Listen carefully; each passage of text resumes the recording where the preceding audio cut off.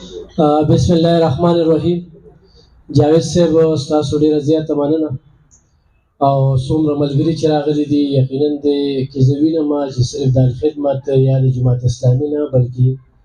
هغه رضاکار چې مختلف تنظیمونه چلوي په دغه چارسده کې کار کوي هغه ټول راغلي دي. نو یقینا دا چې کوم دی دا د الخدمت فاونډیشن او دغه ټیم چې کوم دی نو ښکلام ده او اخلاق هم دي کار هم دی چې نن صحافیان هم ټول په یو میز باندې دلته کې موجود دي او ما ته خو په 2010 کې سیلاب او په دغه سیلاب کې چې الخدمت فاونډیشن کم کار کړو او په دغه کې بیا زموږ دلبر ریډیو شپږ ورځې چې کوم دی په ځان یې علاوه څوک نه و چې دومره خدمت یې وکړو او دومره کار یې وکړو او لګیا دي. نو خو کله دوی چې کوم دی دغه خبره ځان ته مخې ته نه ده درولې چې څنګه اوس موږ په NH24 باندې دې وخت کې یتیمان وي ورسړي دا خبره کوي چې نه مې منې شته نه مې واشته دي. نو موږ خو لنډ راتو شو چې یاره زموږ ووټ چېرته لاړه او چېرته روک شو. خو الخدمت فاونډیشن چې په دې سیلاب کې کم کار وکړو نو د تېر دغه نه ووټ کم رالو ګینې شپږ ورځ به لګیا وو په دغه سیلاب کې چې ضلعي انتظامیه ناکامه صوبایي حکومت ناکامه او الخدمت باندې کوم چې دا خدمت کار دی که نه ځکه زه چا دغه خو نه کوم زیاتوي کار نه دی کړی نو د هغوی به زه څه ووایم. نو په دې کې الخدمت فاونډیشن ډېر ښکلی کار وکړو. وړم یو داسې اداره شته چې زمونږ په ایمرجنسي حالاتو کې په 400 داسې افت راشي نو هغوی ورته بیدار ولاړي. بیا په ترکي کې موږ پار کوو چې د الخدمت فاونډیشن د 400 ټیم لاړو په ترکي کې خدمت وکړو.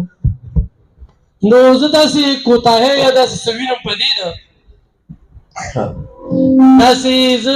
خبرې په دې نه وینم چې په موږ احسانات دي زموږ پسې احسان نشته. خو موږ ووایو نو چې یاره دلته کې ورسره څومره خلکه فنډینګ کوي څومره خلکه ورسره کومک کوي هر سړي له الخدمت فاونډیشن ټیم ځي خپل پراجیکټ ورته ږدي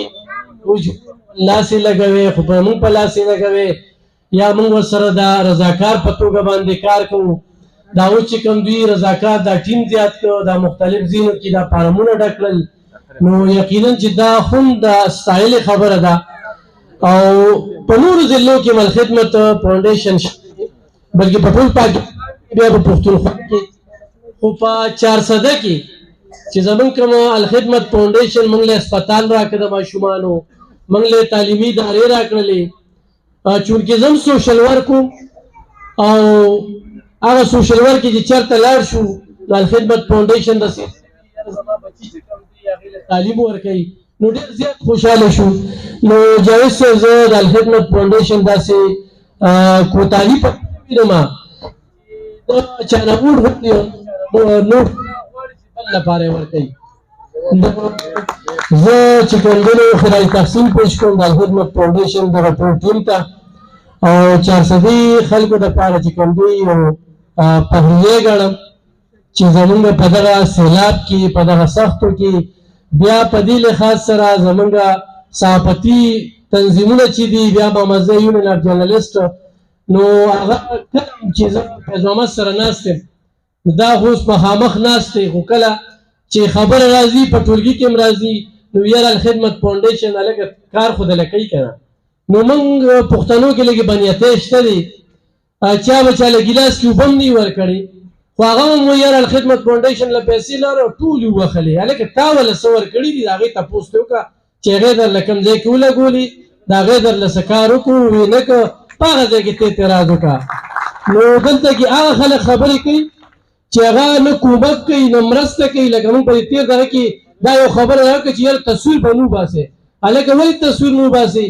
یاره بس موږ ته د بره نه حکم شوی دی. نو لکه زه چاله څه نشم ورکولی نه زه د خدمت په تصویر هم خفه کېږم چې دې راته څه ورکوي دا تصویر ولې وباسي. نو کوتاهی موږ کې شته چې موږ اعتراضات کوو خو موږ کار نه کوو. خو زه دلته کې په الخدمت باندې نیوکې کوم یا به تنقید کوم نو غریب سره زیاتې کوم. الخدمت سره دا یو اداره ده دا به چلیږي خو دوی له سرازیم نه خو دغه ټیم یې دی رضاکار هم پکې لګیا دي نو په دې باندې څه اثر نه پروزي زما په دې موقع باندې هغه خلکو ته خواست وي چې بې ځایه په چا باندې تنقید کول نه دي پکار او زما به دې وخت دا یو دغه وي چې دا سیلاب راغلی دی د 14,000 ایکړو نه زیاته ځمکه چې خرابه شوې ده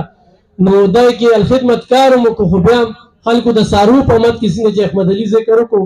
نو په دغه کې لکه د بوسو ضرورت وو د غیا ضرورت وو د چارې ضرورت وو